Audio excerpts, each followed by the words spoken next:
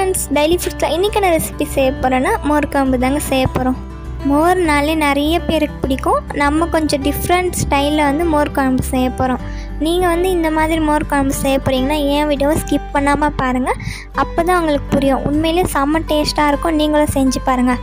வாங்க எப்படி செய்துன்னு போய் பார்க்கலாம். அதுக்கப்புறமா கைப்பிடி அளவு தோரம்பருப்பு எடுத்து ஒரு பவுலில் போட்டுக்கோங்க. அது கூட 1 டீஸ்பூன் பச்சை அரிசி போட்டுக்கோங்க.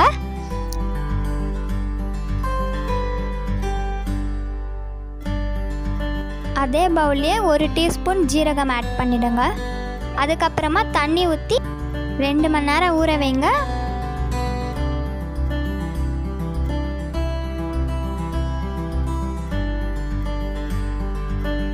இது 2 மணி நேரம் ஊறுறதுக்குள்ளே நம்ம என்ன பண்ணலான்னு பார்க்கலாம். இஞ்சி 2 பீஸ் கட் பண்ணி வச்சுருக்கேன். பச்சை மிளகாய் 3, கொத்தமல்லி தேவையான அளவு, தேங்காய் துருவி எடுத்துக்கோங்க. இந்த மாதிரி இது குழம்பு தாளிக்கிறதுக்காக காஞ்ச மிளகாய் 5, இஞ்சி இந்த மாதிரி துருவிக்கோங்க. கருவேப்பிலை, கொத்தமல்லி எடுத்துக்கோங்க தேவையான அளவு. அதுக்கப்புறமா தயிர் 1/2 லிட்டர் எடுத்துக்கோங்க. இப்போ இந்த தட்டில் இருக்கிற தேங்காய், இஞ்சி, பச்சை மிளகாய், கொத்தமல்லி இதை நம்ம அரைக்கணும். அரைக்கிறதுக்கு முன்னாடி நம்ம பருப்பு எடுத்துருந்தோம் இல்லையா, அதை பார்க்கலாம் எப்படி இருக்குன்னு. நல்லா ஊறிடுச்சு பாருங்கள் நீங்களே. இந்த பருப்பும் இதே மிக்ஸிலேயே போட்டு நம்ம இதோடவே சேர்த்து அரைச்சி எடுத்துக்க போகிறோம். அரைச்சோன்னே காட்டுறேன் எப்படி இருக்கணும்னு பாருங்கள்.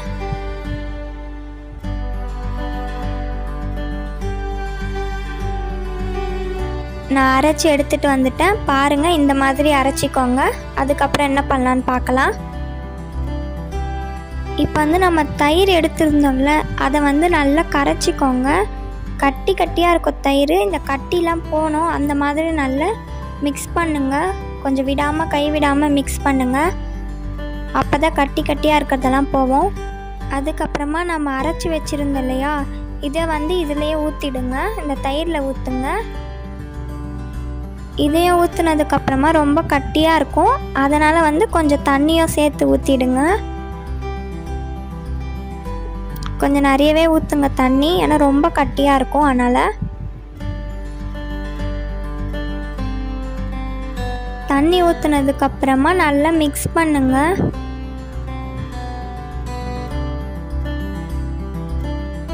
மிக்ஸ் பண்ணதுக்கப்புறமா 1/4 டீஸ்பூன் கிட்ட மஞ்சள் தூள் ஆட் பண்ணிக்கோங்க. இதையும் நல்லா மிக்ஸ் பண்ணிவிடுங்க. அதுக்கப்புறமா தேவையான அளவு சால்ட் ஆட் பண்ணிவிடுங்க.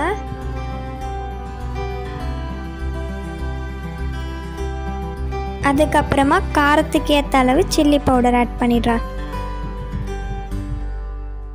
வாசனைக்கு 1 டீஸ்பூன் கிட்ட பெருங்காயத்தூள் ஆட் பண்ணிவிடுங்க.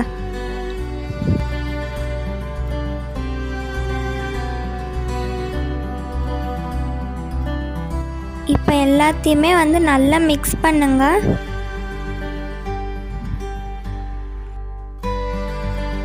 மிக்ஸ் பண்ணதுக்கப்புறமா கேஸில் எடுத்து வச்சிடுங்க. சிம் குறைவாக இருக்கட்டும். எந்த ஸ்டேஜ் வந்தோடனே நான் ஆஃப் பண்ணணும்னு சொல்கிறேன். அது வரைக்கும் சிம் குறைவாகவே இருக்கட்டும். இப்போ நம்ம தாளிக்கிறதுக்கு எடுத்து வச்சுருந்தோம் இல்லையா, அதை போய் தாளிக்க போகிறோம். வாங்க போய் தாளிக்கலாம். நான் கேஸ் ஆன் பண்ணி கடாய் வச்சிட்ருக்கேன். கடாய் சூடானதுக்கப்புறமா ஆயில் சேர்த்துக்கலாம். ஆயில் ஒரு 2 டீஸ்பூன் கிட்ட சேர்த்துக்கோங்க.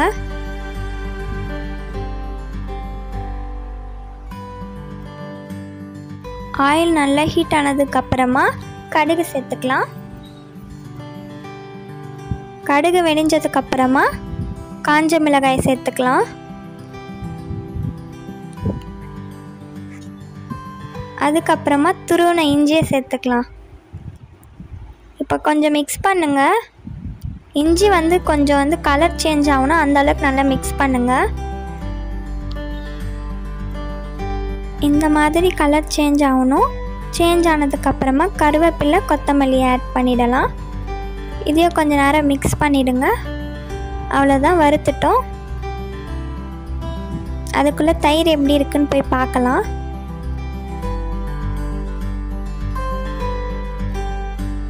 தயிர் பாருங்கள் நல்லா பொங்கி வருது.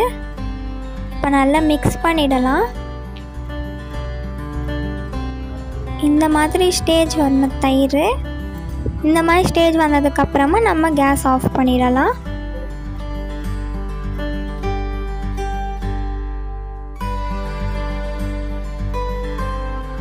அதுக்கப்புறமா நம்ம தாளித்து வச்சுருந்தோம் இல்லையா, அதை வந்து இந்த தயிர்லேயே போட்டுடலாம். போட்டதுக்கப்புறமா நல்லா மிக்ஸ் பண்ணிவிடுங்க.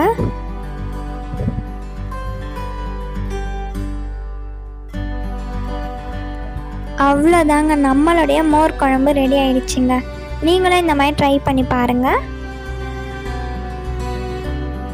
தேங்காய் ஆட் பண்ணுறதுனால வந்து உண்மையிலே செம்ம டேஸ்ட்டாக இருக்குங்க. தேங்காய் ஆட் பண்ணால் கெட்டு போய்டும்னு நினைப்பீங்க, ஆனால் இது வந்து 2 நாள் வச்சு சாப்பிட்லாம், கெட்டு போகாது. நீங்களும் இந்த மாதிரி மோர் குழம்பு ட்ரை பண்ணி பாருங்கள், உண்மையிலே செம்ம டேஸ்ட்டாக இருக்கும். இந்த மோர் குழம்பு ரெசிபி உங்களுக்கு பிடிச்சிருந்தா லைக் பண்ணுங்கள், ஷேர் பண்ணுங்கள், கமெண்ட் பண்ணுங்கள். டெய்லி ஃபுட் சேனலுக்கு நீங்கள் சப்ஸ்கிரைப் பண்ணலன்னா சப்ஸ்கிரைப் பண்ணிக்கோங்க. கூட இருக்கிற பெல் ஐக்கனை கிளிக் பண்ணிக்கோங்க. அப்போ தான் நான் டெய்லியுமே போடுற ரெசிபி உங்கள் ஃபோனை தேடி வரும்.